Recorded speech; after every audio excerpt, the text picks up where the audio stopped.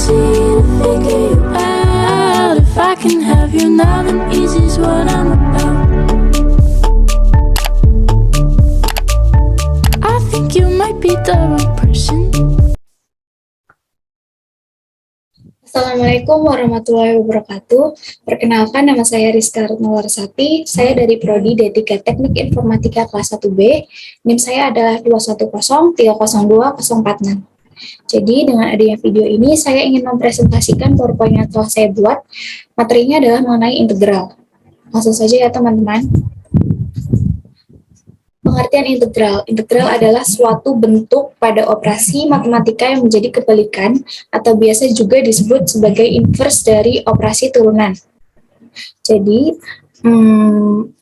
kalian teman-teman tentunya pernah mendengar soal turunan kan? Nah, integral ini tuh kebalikannya. Kalau kita nurunin sebuah fungsi fx, nah integral membalikin bentuk fungsi tersebut menjadi kondisi sebelumnya. Misal ini ada fx dan ini ada f aksen x. Jadi fx-nya x kuadrat. Kemudian diturunin jadi 2x. Nah, di f aksen x ini, 2x ini nanti akan diintegralkan sehingga fungsinya berubah menjadi fungsi awal yaitu fungsi fx. Penulisan simbol integral fx dx sama dengan fx plus c. Selanjutnya jenis integral. Jika dipisahkan satu persatu, jenis-jenis integral adalah sebagai berikut. Yang pertama ada integral tertentu, integral pecahan, integral eksponensial, integral substitusi, dan integral parsial. Namun di sini saya hanya akan menjelaskan tentang integral tertentu dan integral tentu. Selanjutnya, yang pertama itu ada integral tertentu.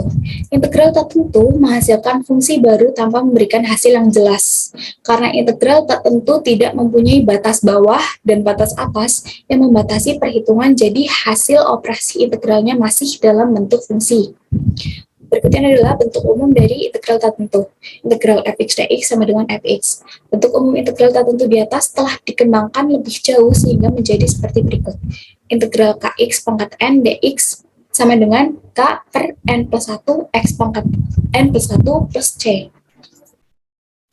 Sifat integral tertentu. Integral tertentu memiliki beberapa sifat yang perlu kita ketahui. Karena beberapa sifat ini digabungkan dengan beberapa materi lainnya seperti aljabar dan trigonometri. Jadi bentuk-bentuk ini tuh nanti akan memudahkan kita dalam penyelesaian sebuah soal. Yang pertama ada aljabar, itu bentuk umumnya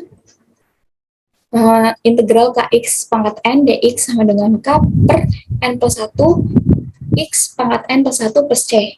Linear ada 3 bentuk, yaitu integral kf x dx sama dengan k integral fx dx, integral fx plus 3x dx sama dengan integral fx dx plus integral gx dx, integral fx min gx dx sama dengan integral fx dx min integral gx dx. Selanjutnya ada bentuk trigonometri. Bentuk trigonometri ini ada beberapa ya, 1, 2, 3, 4, 5, 6. Ada 6 bentuk. Yang pertama itu integral cos ax plus b dx sama dengan 1 per a sin ax plus b plus c. Integral sin ax plus b dx sama dengan min 1 per a cos ax plus b plus c.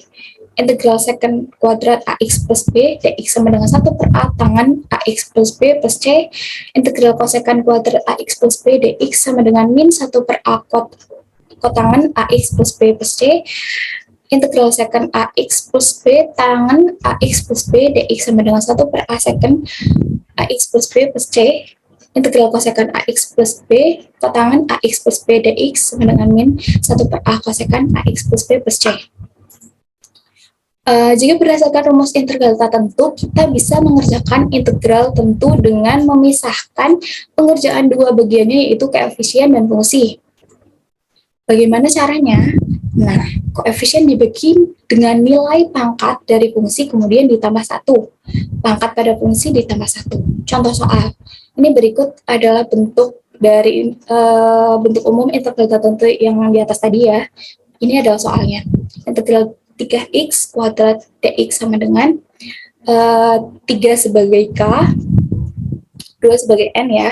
Jadi k 3 per kemudian ini pangkatnya plus 1 per 2 plus 1 x pangkat plus 1 2 plus 1 plus C.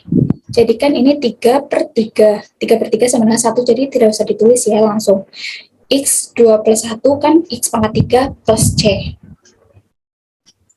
Selanjutnya adalah integral tentu. Integral tentu adalah integral yang sudah ditentukan nilai awal dan akhirnya. Ada rentang AB. Nah, AB ini merupakan batas atas dan bawah. Hasil dari integral tentu bukan lagi bentuk fungsi, tapi angka satuan atau hasil perhitungan yang jelas. Berikut ini adalah bentuk umum dari integral tentu. Integral dengan batas atas B dan batas bawah A, fx dx sama dengan fb min fa. Pengerjaan integral tentu hampir sama dengan integral tak tentu, hanya beda di bagian akhir kita harus memasukkan nilai batas bawah dan batas atas pada soal.